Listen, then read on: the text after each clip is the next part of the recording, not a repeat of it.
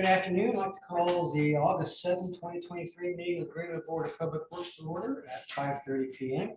Roll call, please, Amanda. Mr. Hoover. Here. Mr. Rutherford. Here. Mr. Coleman. Here. Thank you.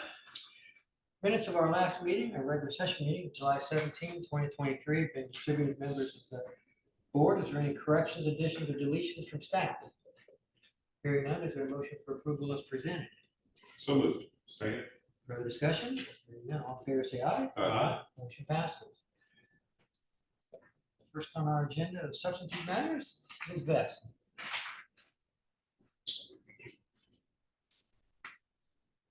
Afternoon, Lisa. Good evening. How are you? Good. So tonight I come to you for approval for job descriptions. The first one I have is for part-time custodian. This position has been on the salary ordinance. It's just never been utilized yet. So we had to make a job description. We have a lot of mowing and such that's come up with the summertime being the warmer weather and all the rain that we've had. So we're putting a part-time person into that slot now, just temporarily to assist the building services supervisor and to get those complete. So that is the first one we have. Well, let's do that. Is there any questions for Lisa on that? None, is there a motion to approve it as presented? I move approval. Second. Further discussion? All in favor say aye. Aye. Motion passes. Thank you. The second one I have is a revision to the chief of the fire department's job description. To be able to keep this position flexible, we wanted to remove the word merit from the position and also remove that they have to maintain to be a member of the 1977 Police and Fire Fund. So basically it just pulls that out and it could go either a civilian position or a merit position.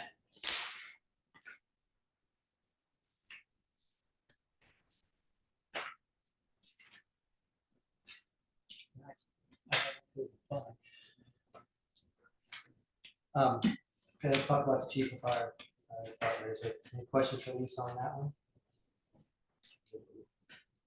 Motion for approval. I would move that we approve that job description revision. Second that, further discussion. Hearing none, all in favor say aye. Aye. Motion passes. Got a question, Lisa, Yes, sir. back on the part-time one. Yes. The person, under the physical requirements, must be able to lift up to 150 pounds. Is that accurate? I would have to look at the other two job descriptions, but this came directly from the full-time building maintenance, not the supervisor, but the other one's position. So it's basically mimicking it.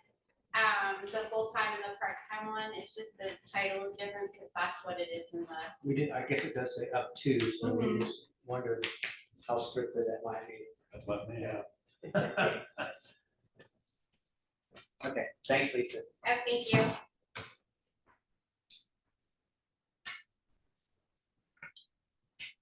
Paul Renos is on online, I believe, for Brighton Estates, Section 2. Yes, sir. Good evening, good afternoon. Evening.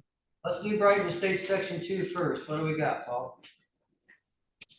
We just have that we've completed the majority of the work in that section, and we're looking to get these performance bonds released. And I believe there's two of them that we're transferring to maintenance bonds. Mark, anything out of the ordinary here? But no, we actually have 3 maintenance bonds that we're transferring. For, talking about Section 2, 3, and Just section 2. questions for Paul or for Mark? I move that we approve the request. Second. Further discussion? Hearing none, all in favor say aye. Aye. Motion passes. Paul, it's now to move on to Section 3. Okay. So what we've been doing, and hoping to continue this, is to try to eliminate a lot of the bonds that we had that were outstanding across several different sections within Brighton Estates and some other developments out in the area. So I know there's kind of a laundry list that you guys are going to go through, and again, it's just getting the performance bonds released, making sure the work has been completed, and we do have a couple that'll be transferred to maintenance bonds. Again, Mark, we have a member from Paul, that looks like it's a pretty standard recommendation. Yes, sir.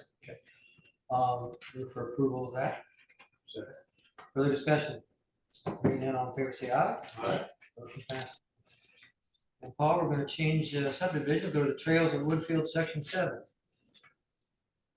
Again, this is another one that just had some outstanding bonds that were still kind of floating out there. Some work that had already been performed and a couple of little touch-up items that we needed to take care of for you guys to complete those tasks and the performance out there in the area. So again, just looking for the performance bonds to be released. Accepting the sidewalks with this as well. So, Move for approval. I'll second. further discussion? Hearing none, all in favor, say aye. Aye. Paul, Trails of Woodfield, section 5. Really trying to pound out all these bonds for you and get them off of your books and out of our way. So again, just a couple of them we need to get rid of this time. I'll move for approval of that one. Second. Further discussion? Hearing none, all in favor, say aye. Aye. Motion passes. And finally, Paul, section 6A. Working through the same stuff. Bonds that we've just got to try to get released. Working through these the work that's been performed. Questions? I'll move for approval. Second. Further discussion? Hearing none, all in favor, say aye. Aye. Motion passes. Thanks, Paul. Have a good rest of your evening. All right. You too. Thank you for your time. Going to move on to Jiffy Lube, Papa John's Building, Matthew Cheese from Tharp Investments. Matthew Tews is not here this evening. My name is Bill Niemeyer, and I am the in-house counsel for Tharp Investments. A few years ago, we did a renovation and building expansion project at the Main Street Shopping Center at the southwest corner of Main and Emerson Avenue. And related to that, we posted a $1,500 letter of credit. All of the work has been completed, inspected, approved. And so at this time, we're just simply requesting the release of the maintenance guarantee, which was in the form of a $1,500 letter of credit. Mark, again, that's pretty standard. and Yeah, everything's no, fine. thanks for calling me, so second. We have a letter of credit amount of $1,724. Is that the only thing that we have in there is to release the 1724.80 letter of credit? I move for approval. Second. Further discussion?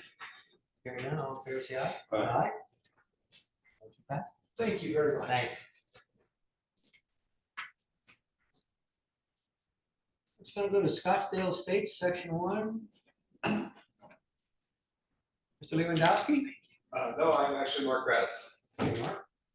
Good evening. We are here for a road closure that's in conjunction with our Scottsdale development that we're working on right now for section 1.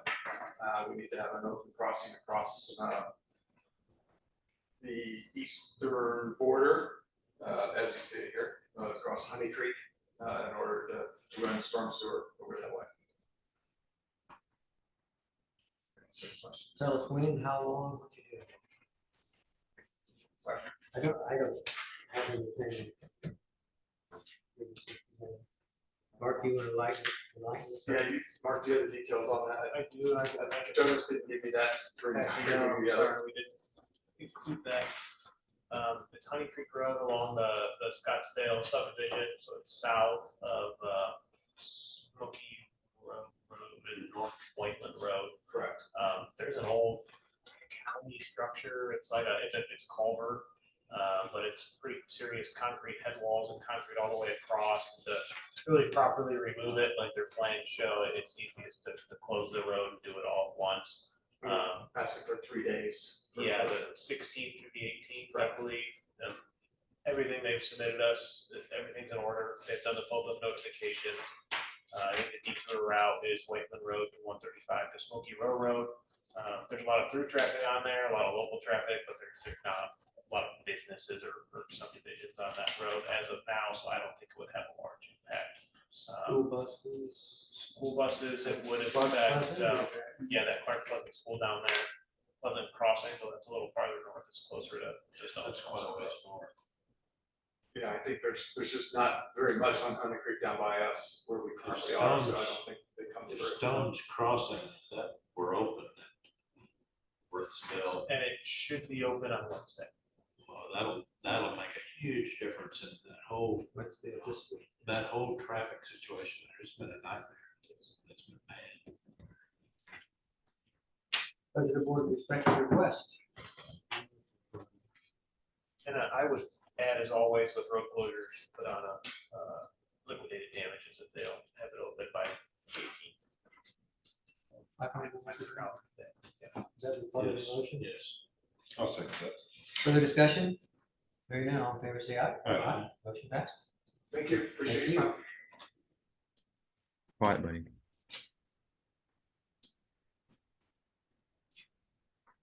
See Joe up there? Talk about Greenbrook Park Block C. Afternoon, Joe. Good afternoon, board. Can you hear me? Yes, we can. Hello.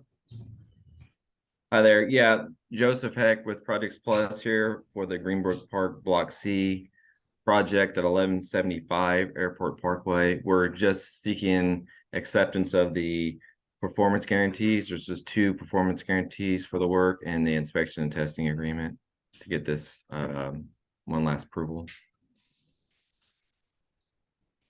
The only condition we have suggested is the receipt of the original revised performance guarantees. We've received those this afternoon. So I got those. Yeah, those were delivered this afternoon. Yeah. And you've had a chance to review it, please, They're good to sign. and legal too. Okay. Questions for Joe or for Mark? I'll move for approval. Second. Further discussion? Hearing none, all in favor, say aye. Aye. Motion passes. Thanks, Joe. Simple enough. Thank you. Go in. Next, we're gonna talk to Ed Petula. Good afternoon, board. Online? I am. Can you hear me all right? We can. Good afternoon. Good Tell us what we're afternoon. doing here. Well, we have one outstanding bond for our project at 955 and 1055 Graham Road. We had a performance erosion control bond. We completed our construction and we're holding that until turf had been established on site. Turf has been established and inspected, and we're asking the board to acknowledge the completion of this work and ask to have our performance bond released. Remark, all the inspections have been completed and found to be satisfactory. Yes. I'll move for approval. Further discussion? Hearing none, all in favor, say aye. Aye. Motion passes. Thanks, Ed. Thank you all. Much appreciated. Ryan Lindley, Banning Engineering. Talking about the Yeah, this is Chad Ziegler with Bang Engineering. I'll be standing in for Ryan this evening. Okay, Yeah, I'm here to, we're trying to seek a waiver of Chapter 7 of the Stormwater Manual for Harmony that requires 90% of the volume to be restored within 100 year, after the 100 year start of a 100-year storm event.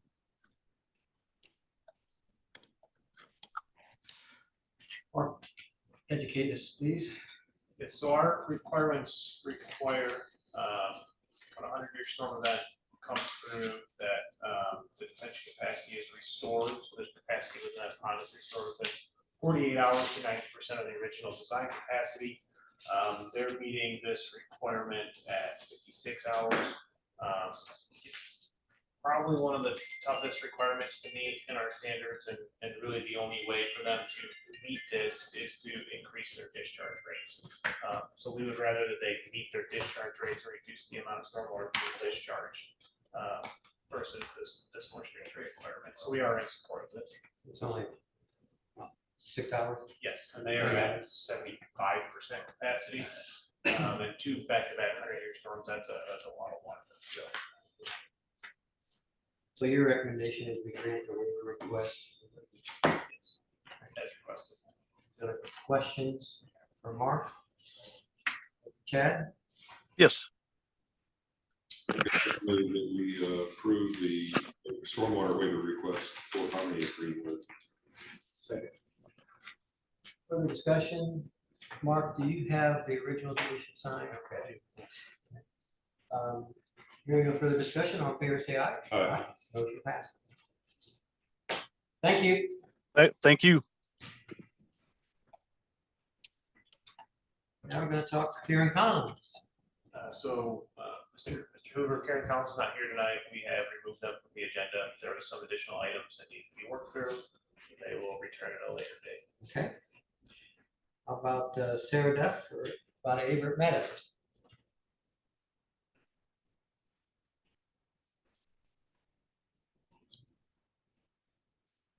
Ms. Duff? So I've lived in Averitt Meadows for about 7 years now, and as soon as we moved in, the HOA dissolved. So kind of, it was someone in the neighborhood that ran it, and so nothing kind of came about it. You know, we're back up to the pond, and I just felt a picture of this. That's one of the 3 ponds that we have. So as far as everything else goes, no one knows who maintains it. I try to ask and reach out to see who's responsible for it, because the deed donor is Averitt Meadows, which is John Roller, which is the old president, who is no longer the president, is living in the neighborhood. Had no contact information. So I reached out trying to get help on like who would be responsible for it, but no one kind of could give a good answer. And I went back to research, prior agendas, and I know our prior presidents have reached out, tried to get help from the city. It was steered away. I'm not sure where it led to that, but I know Chris Jones with the Stormwater Management told me to reach out to try to get an HOA management company to take over, but the problem is not everyone in the neighborhood has access to these ponds that need taken care of. So if I get reestablished HOA, people will be paying into HOAs that whether or not they'll actually pay it. Most of them are rentals now. So I don't really see the HOA really getting it established again, since it's been, active and then dissolved again, and then active and dissolved. So that's kind of something that I really can't take initiative. I don't really have the time to get it all started again. And I know the water went back with low oxygen levels and high phosphates, which I'm not sure how to fix that, or I don't really have resources, and the only way we can get help is if we have an HOA, which I don't know, I get it, but to a point I don't. Sure. Let me ask you a couple of questions. Yeah. Was the HOA administratively dissolved with the Secretary of State, or is it still? Yes. It was? That was about 4 years ago, or Sam, are you at all familiar with this question? First I've heard of this problem. Have you been to talk to Chris Jones at Stormwater yet? He said I talked to him, legal, talked to almost, I don't know, anyone who would be willing to listen. So it's a private. Well, and I understand what your comment, I recognize your comment about if they don't live on the pond, some of those people think that's not their problem. But essentially, it is everybody's problem, because the drainage affects all the lots, whether they're on the pond or not. So that's where you have an issue. So it may be that it does require establishment of an HOA, reestablishment of it. How long ago was it dissolved, So I had the old board meeting, after this board meeting in 2015, he dissolved it shortly after, let's say probably I think it was a year after that. Did you do you know if it was affirmatively dissolved or just dissolved because they didn't file their annual reports? It just said admin dissolved on the Secretary of State, and then I don't know if there's, and that's another thing, I don't know if there's insurance on the property. I don't know how to check, because obviously there was a drowning not too long ago right on the other side. So the sign, there's no sign that says no fishing, it says swimming. And so it's like, obviously it looks like a swamp. So it's just like, that's another thing that's concerning, is just the fact that something happens. I mean, I know I won't legally be responsible because my property line is not on that side, but it's just one of those. Well, I don't want to give you legal advice, but I would be careful about that. If there's something that goes on in that neighborhood, pretty people can sue whoever they get their names on. And that's fine, yeah. Which, I mean, on the beacon, it shows the property owners, which, like Averett Meadows has the property line, but I just know part of it's rentals too. Chris, do you have anything to add that you could shed some light or assistance on this? No, not really. It is a common area.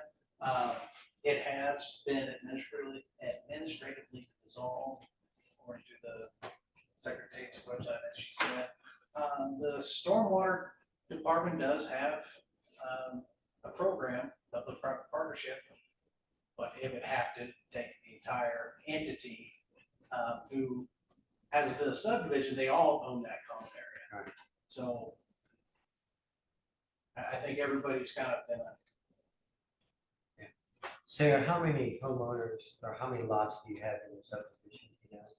Not very many. I tried to write them all, put them all down, but I would say like 80, 75. Just that little, this circle is it.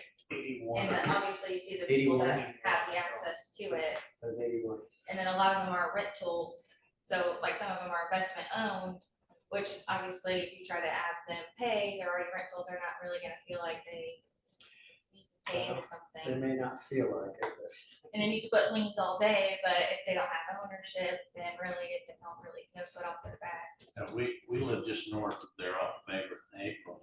We have a big common pond there too. We've had that same complaint. I don't live on it either, but we all pay. I mean, we all pay to do the rip around it, and we pay to do, several other things. But I think my advice would be to get as many neighbors as you can and reestablish an HOA. And it'll cost you. I mean, but everybody's chipping in. It shouldn't be, terribly high. I think ours is like $200 a year. We've got about almost the same number of homes. Not too much different than that. and since it was administratively dissolved, there are cheaper ways to get it reestablished. We just have to file an annual report for each of the years that you missed. I think it's $10 for each Yeah, year. I know that. I look back, I know they're pretty reasonable. I mean, it's not like it's. Well, it's not like your neighbors are getting out of this anyway. If your entity's administratively dissolved, your little venture becomes a common law partnership in which you're all individually liable for anything that happens on that lake. It's in your neighbor's selfish interest. The renters wouldn't have to pay anything anyway. It would be the corporate property owners. Right. And the city has been very good with other places to do public-private partnerships to help assist with, those kind of things. And I know they're expensive, but if it comes to really being a problem, and you've got to share that with all 80 homeowners, that might be more expensive for you. Yeah. I don't know that we have any other advice we could give them other than to We have to be dealing with some entity. I mean, we can't do a public-private partnership without somebody on the other side.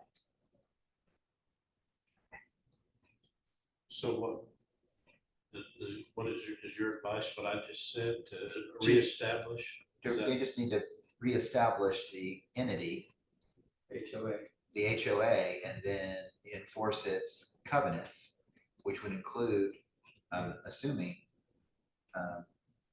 Maintaining maintaining and you can just do fees. The fact that nobody pays doesn't really make the lien any less. These houses have some value, and those liens generally prime mortgages. Yeah, I just know I'm in the mortgage business, so I can see the standpoint of people not paying us all the time. I just know that you know, some people just don't think it's their problem, and I know, you know, no one's really so far has helped out, so it's like, if anything wants to be done, I'm gonna have to be the one to do it. I don't really have the time, just I have so much going on already, and I know the one that lives in the very, as soon as you come in, he's a veteran, he takes care of the front area, which is all the mowing and everything, and I know he's done quite a bit too, and I've tried to do my part, but it's just kind of one of those, just gotta do it myself, I guess, but HOAs are necessary evil, if you will. yeah. It's like the- Is that the pond on stop 18? Yeah, that's my backyard, that's the Yeah. one I have to look at, and it's- unfortunately, the mosquitoes are awful, I It looks had the terrible. health department, or, yeah, the Johnson County come out, I walk and jump by there once in a while. It looks bad. yeah, so. Unfortunately, there's a bunch of litter in there, so. It's just, yeah, so, Well, to the extent you can get something done, the Secretary of State, get yourself reestablished, obviously you're gonna have to, sounds like you might be president, but if you like it or not. Congratulations. yeah, And condolences. But yeah, and then I think it'll be a mechanism, and then you can hopefully get with Mr. Jones and maybe the rest of the city, maybe we can work something out to help you. okay, Sorry, yeah, wish I had a better Thank you. answer for you. no problem, thank you. Thank you. Good luck.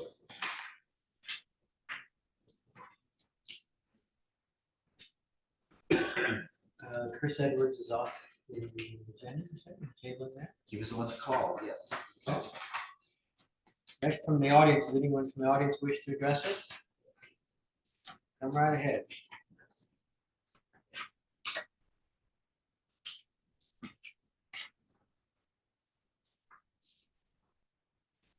Hey guys, my name is Tim Temple. I live at 777 Kensington Park Road, Greenwood.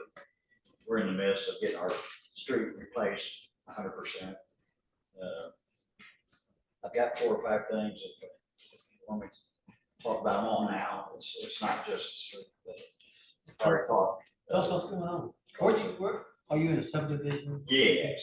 What's that new subdivision? Well, I think the old subdivision is called Kensington Park, but there's 2 parks. So I live right off of Howard. My house backs up to the west side park. Okay. So, but they're redoing the streets here now, but that's one thing I want to talk about. So when our original driveway entrances, like I have 2, because I have a circle driveway. My driveway and the next door driveway is still in gravel.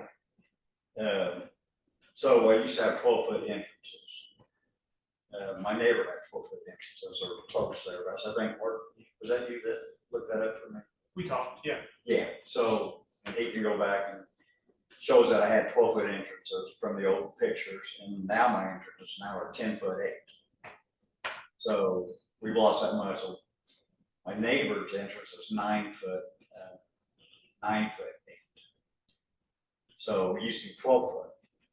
Now just one of them, and what they did, they're not able, his mom's 93, he's on disability, not able to take care of their stuff, so the grass has grown into the gravel, because I know I put new gravel down for them a few years when I moved in there. Yeah, so they just made the new driveway as wide as what the gravel was, and that's not what it's supposed to be. You guys were charged or were told, you're gonna put them back exactly the same size. Is that true, Mark? Yeah, we typically match Yeah. what was there. Yeah, so they're not, I mean, I can live with 10'8". I'm not gonna say yank it out or anything, but I just wanna be aware because that is taxpayers' money, and if I'm sure the contractor may only charge you what they laid, but money was allocated to put them back the way they were taken out. So it was laid gravel? No, the entrance is always concrete. Okay. Yeah, so the entrance has to be concrete, you can't have gravel. But your drive is gravel? Yes, yes, on just 2 of ours. Okay. So, it seems funny, but just on those 2 entrances, they saved about $400.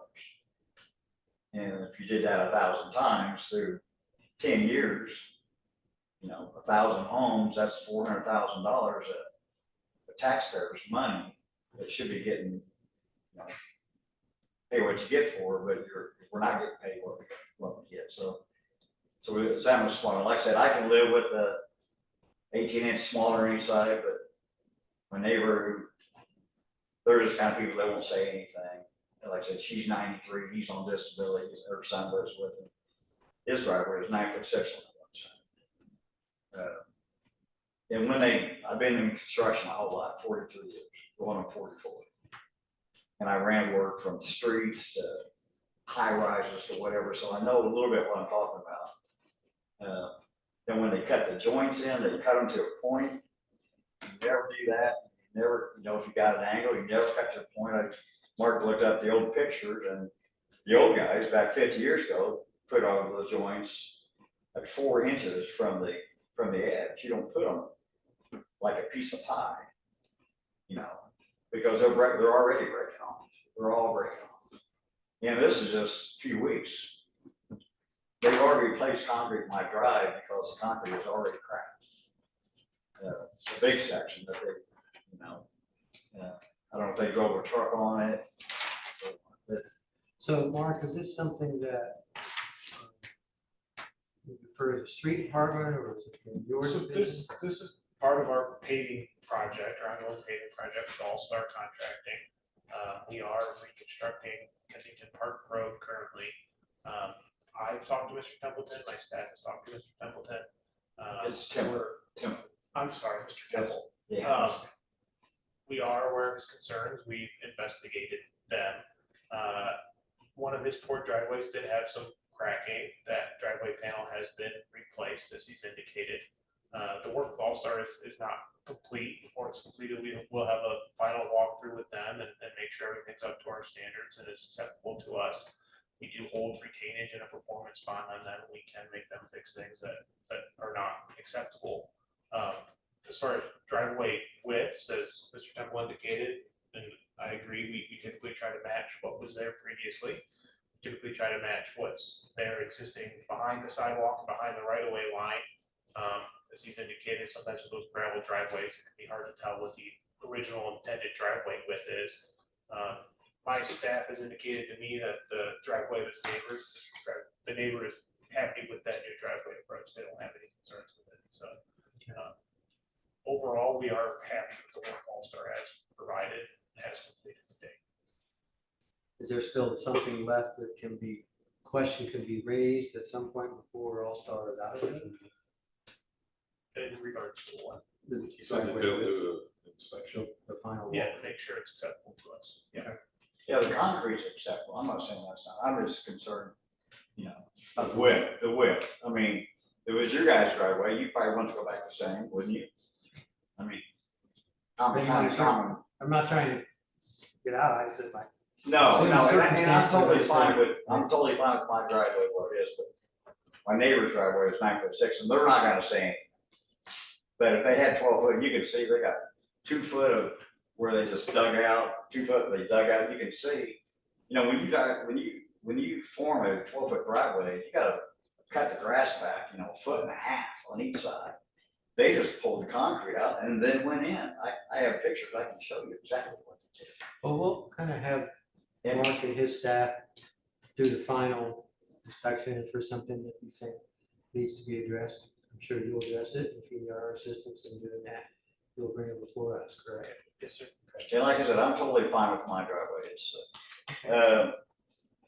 my other concern that I've been having trouble with for several years since I moved there in 2017, the manhole, the sanitary manhole. A couple of years ago, I had a problem where my toilets wouldn't flush real well.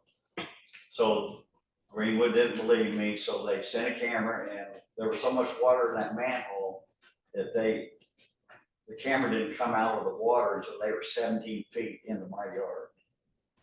So then when the two waters collide, you have a slow flush.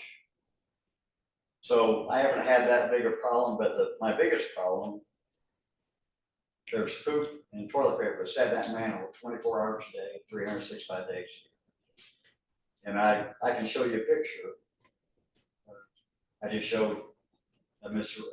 Rutherford there, picture. That It was seemed bad. like and I called the sanitation department. Last year, I talked to Terry McLaughlin. He agreed with me 100%, told me that until that happened, until they decided to do something with that manhole, they were gonna come flush it every Friday. That only happens if I call them. So when I talked to the sanitation department, the gentleman that comes out, I tell him again, he goes, we're not gonna do anything right now. I said, well, are you at least gonna flush it? He goes, we flush it every Friday. I said, no, you don't ever. I'm retired, my neighbors are retired, everybody across the street. I know what a back truck looks like, and I know it is not. So I can show you a picture, if you want me to, what the inside of the manhole looks like 24/7. I trust you. Yeah, I saw it. It's bad. Keith, anything to add on this? Is anything that's been on your radar? I think we've been through this a couple times Yep. already. We have. Manhole he's referring to is outside his house and his lateral ties into the manhole. The manhole is starting of the line. So you really don't have any of the volume up behind it to keep it cleansed. You keep it flushed down the line, but it does, it's normal. It kind of piles up in the flow channel of the manhole. Hydraulically, eventually fluids will help push that down. We've had problems, not with this Pipples home, but other homes before in the past several years. Kind of noticed that it gets clogged up a little bit sometimes, but we go out and cut it on our inspection weekly. Manhole inspection. We're out every week with it. We won't flush it every time. Just only if it needs it, we'll come out and we'll flush it, we'll suck it out, clean it out, but normally it does pretty good. And will you guys continue to be doing that? Yeah. Oh, yeah. I was told that they were It's gonna in our, come. it's in our. I was told they were gonna come every Friday and do that. And sometimes you can smell it as soon as you turn the corner. It's on our work orders. Well, you told me you had a long. We have the reports. We did. It works. So we go out we try to hit every week, maybe not, but we don't see that many issues with it. Because you don't live there. The problem is, and Section Mechanical, who does a lot of your work in Greenwood, I asked him, I said, John, because that manhole is so old, when it comes out of the pipe, it drops down about a foot. So that water never gets to, I said, John, if you just, John Sexton I'm talking about, if you just pour concrete in that manhole, will that not push that up and flow out? He goes, absolutely, that's all you gotta do. And I've been trying to get that done for 2 years. And when I met with him a month ago or so, he said he wasn't gonna do anything that has nothing to do with it. But if you take a look at that picture and you put that in front of your house and tell me you want that at your house, then, I mean, and I don't know if I need to go to the health department. Do I need to go to the newspaper? What I gotta do? I'm not threatening you, but it just seems like it's simple. I said, I'd do it myself. You pump it out, I'll pour the concrete in there myself. Because it goes like this, dips down, and they put the belt in, whoever did that manhole, the piping 50 years ago, put the belt in the manhole, which is a no-no. So the water will barely get over that flange.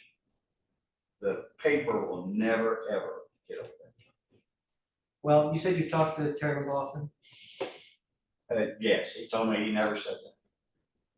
Now, I talked to him this year. So when we met, we asked what you'd like to have done, and you said a bag of cement. That's in a work order, drop a bag of cement in it, and then what we advised, it's not gonna make any difference. That water will not sit It in. will not make any difference. The day that you were there, And the whole, can I speak for a minute? The day that you were there, the whole pipe had water sitting in it. My pipe, the big pipe, but there's times there's no water in my pipe, no water in the big pipe, but that puddle sits there because it can't get out. It drops a foot. Well, I think we've reached an impasse here, but if you said you talked to Terry McLaughlin and maybe misunderstanding about what he thinks he said. Why don't you go back to Mr. McLaughlin? We'll I've pass already it talked up. to him, he told me he never said that. Well, He agreed with me last year. I'm not sure what we can do about that then. Okay, well, you can't pour concrete, you can't pump that, pour concrete in the hole. There should not be a bellow in there at all. I'm a lawyer. Pastor. What's that? I'm sorry. I said, I'm a lawyer, he's a pastor. Yeah. We rely upon our staff, our experts, who Yeah. tell us what to do. And if our expert who's been our sanitation I superintendent understand. forever, Okay, that's fine. did you have another issue you wanted to bring for us, Mr. Temple? No, because it seems like you guys are not gonna do it. They got a brand new street in, they're putting in, they got 1 inch of, it's flooding in front of mine already. I told them from the get-go, it would flood completely over my bank. The storm, I did get them to change the storm, cut a hole in the storm, because where the storm was set, the cover and the pipe were not over the top of each other. Only 25% of that crate on top was over that pipe, so you're gonna get, now they did fix that. But I shot a laser the other day at night, so the street out here was lower than it is going into the storm. Now, they still have one more coat, a topping to put on that, which somebody needs to be there, and they can fix that right then. But last year, my daughter fell on the ice getting on the bus, and the bus driver almost ran up into our yard because it puddles there so bad it freezes. But presume that will be part of the inspection process when we close this out. And I can show you a picture from the day's rain. Can I show you? Well, if it's something we're gonna look at when we finish those streets, I think that's the time to do I it. mean, So Mr. Temple's correct, when the subdivision was installed, constructed in the 70s, they put the last barrel section of the manhole on wrong. And so there was an overlap between the inlet and the manhole. That's been corrected as best we can with our project. and I'm fine with that. At the low point of the street, it's a neighborhood from the 70s that was constructed in the county. There's not as much drainage out there as we would put in a subdivision if we were constructed today in the city. But we've tried to make it as best as we can with the infrastructure that's out there currently. There is surface asphalt, another 1.5 inches of asphalt that needs to be constructed. There'll be additional ponding that occurs out there right now because there's a low point because the sewer is lower than the roadway. That roadway will be constructed with that extra 1.5 inches of asphalt. There'll be a roadway crown that'll be placed with that, and my staff will be out there inspecting the paving as we have been also. When do you think that inspection will take place, Mark, roughly? The final walkthrough, once they have to complete all the work first. I was off last week, so I. Are we don't know what talking their current this schedule is. It'll summer? be, yes, in the next couple of months. They can fix it. Like I said, I've done this before. They can fix it in their last code if they know about it. If they don't know about it, there's a puddle in front of that, like you said, it's gonna get 1.5 inches more. But then you have a dry space for 4 feet, and then you have another puddle. So that tells me that puddle, the second puddle is low, and I can show you a picture of that if you want to see it. Well, I think you've raised the issue with Mr. But you have to tell the guys, he can adjust his machine to make that turn, make it thicker there, and make it, you know. Okay. I hate to spend hundreds of thousands of dollars on a road and it still doesn't. We don't like that either. That's all. Oh, one more thing. Is there any chance of getting a stoplight at Howard and Main? It is the most dangerous intersection. People fly through there. I was walking that yesterday. Somebody passed on the double line, somebody doing the speed limit 30. They fly through there 40, 50 mile an hour. And it's so hard to get out. When I was coming over here, there were 6 cars in front of me trying to get out of Howard on the Main, and nobody is doing the speed limit on the Main. I mean, absolutely nobody. If you drive the speed limit on the Main, you look in the rear view mirror, there's 20 cars behind you. Maybe we ought to raise that question with the police department. They do pretty extensive enforcement through there. It I is know you don't hard, wanna it is speed hard past to the get park. out there. It's really hard to get, you got people, you got stoplight at 31, and then you The roundabout, they keep going. in the roundabout, and it's really hard to get out. We will make a referral to the police department and see if they can do a study. We have, there are certain rules and regulations. I know, there's, I was just saying it'd be a good thing, if somebody's gonna get killed, not gonna hope that never happens, but it will happen, sometime. It's been going on a long time. Okay. All right. Thank you. Well, thanks for your time. Sure. Anyone else in the audience wish to address this? All right, move on to Mr. Hudson, Guardian Alliance Plan Status Update. Nothing new to report with IDEM. Thank you. First up on my status of task is resolution 2308, and that is proposing an electronic meeting policy that would allow one of you at any time to participate remotely in meetings. It is consistent with the policies adopted by other Greenwood boards and commissions. We just have to have how many here in person? 2 in person. Correct. Is there any action the board wishes to take with respect to resolution 23-08? I move we approve resolution 2308. Second. Further discussion? Hearing none, all in favor say aye. Aye. Motion passes. Next up is discussion of the letter of credit on Echo Greenwood LLC. They proposed a form that is substantially different than the one that we normally use. Echo, yes. What did I say? I'm sorry.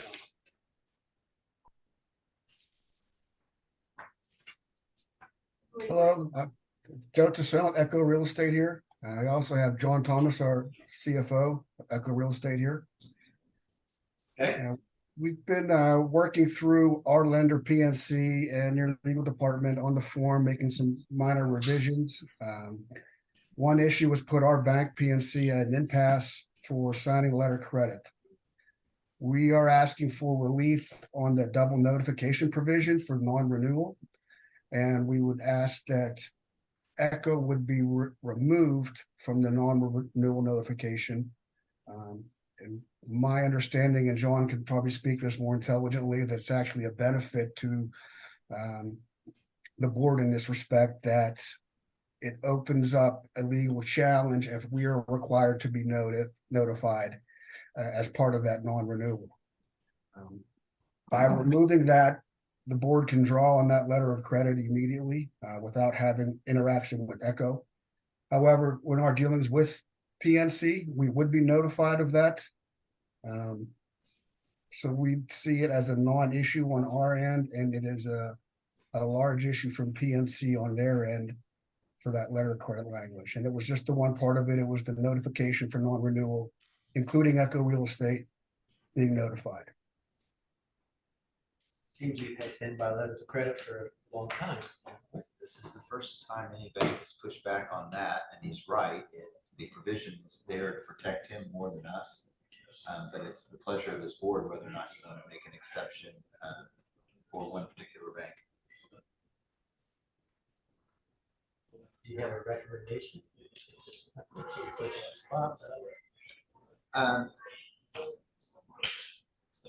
For this project, it doesn't make any difference to us. The question is whether or not you're comfortable with, depending on what lender people come up produce, that we're going to have a whole bunch of different letters of credit.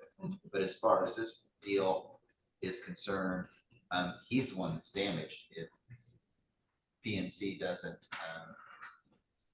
if PNC never notifies him, we draw a line of credit and they're out. Correct.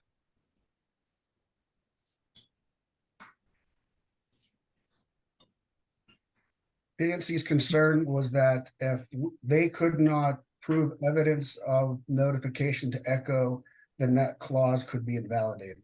And so by removing that notification to us, you are protecting yourself from that challenge, which we don't ever see happening. However, that was their concern with that clause.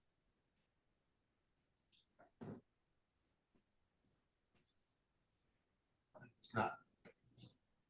I appreciate doing it for you, but I'm not sure I want to open up the Pandora's box for every lender who comes in here.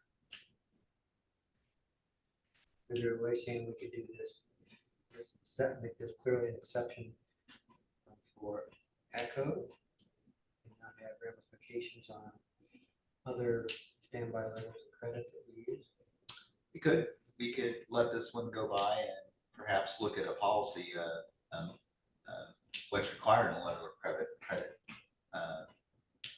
What we now is a form we've used, we can make a policy and have X, Y, Z provisions. Well, I would make a motion that we let this one go and direct staff to turn our form letter into a policy that is consistent with how our form letters have been prepared in the past.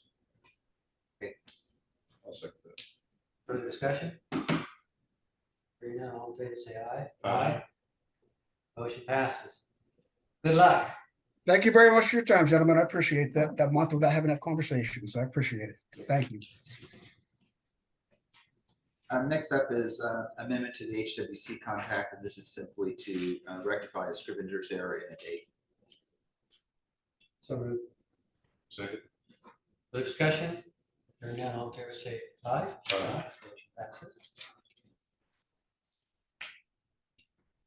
Next up is amendment to the Strand contract. We do again, same. Looks like it's just being extended. Shauna reviewed this and approved it. Move for approval. Second. Further discussion? Hearing none, all in favor say aye. Aye. Motion passes. And the final thing is a work order under the Strand agreement for a sewer rehabilitation. The task order was included in your packet. He's still here? Yep. Questions for Sam? For approval. I'll second. Further discussion?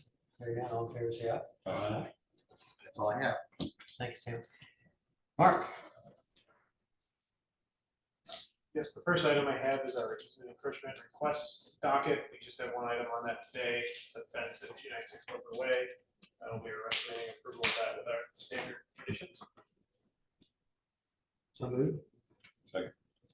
Further discussion? Hearing none, all in favor say aye. Aye. Motion passes. The next item is our Smith Valley Road, Egret Road roundabout. Acquired another piece of right of way necessary to construct the roundabout. Recommending that you approve for the Greenwood Redevelopment Commission to make a payment of $1,350 to acquire this piece of temporary right of way. Yeah, that's it's temporary, so you don't have to take it into ownership. So moved. Second. Further discussion? Hearing none, all in favor say aye. Aye. Motion passes. Next one is just on the street at Smith Valley Road and Woodman. Again, we've come to an agreement to acquire it right away from parcel 3. We're recommending that you recommend that the Greenwood Redevelopment Commission make a payment of $9,000 to acquire this right away and to accept the 880 square feet of permanent right away following issuance of payment by the same board. Second. Further discussion? Hearing none, all in favor say aye. Aye. Motion passes. The last two items I have for you are operations and maintenance manuals for water quality for the Madison project and for Greenwood Park Block C. We're asking that you authorize the mayor or deputy mayor to sign on your behalf. So moved as both of them. Second. Further discussion? Hearing none, all in favor say aye. Aye. Motion passes. That it, Mark? That is all. Thank you. Don't see Mr. Wright. I do see Mr. Rutherford.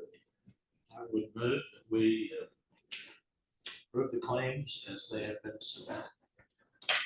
Further discussion? Hearing none, all in favor say aye. Aye. Motion passes. Nothing else for the good of the cause. We'll stand adjourned at 6:25 PM.